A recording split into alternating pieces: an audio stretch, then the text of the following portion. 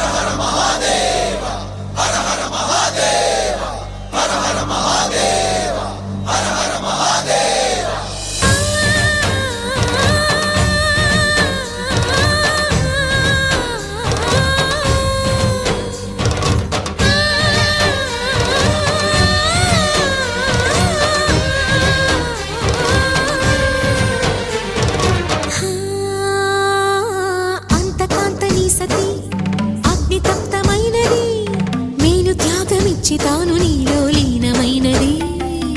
ఆదిశక్తి ఆకృతి అద్రిజాత పార్వతి తానువైన ప్రాణధవుని చెంతకు చేరుకున్నది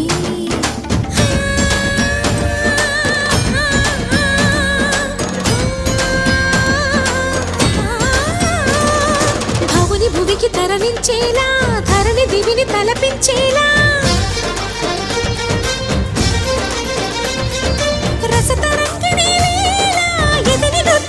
చేయగలిగే వేళ భరత వేదముగ నిరత నాట్యముగా కదిలిన పదమిది ఈశా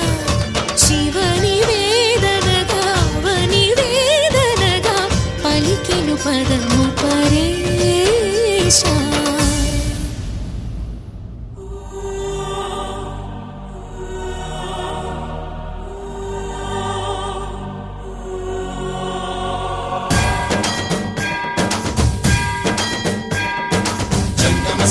गंगाचित शिर मृगमंडित कर पुरहरा अंत शुभंत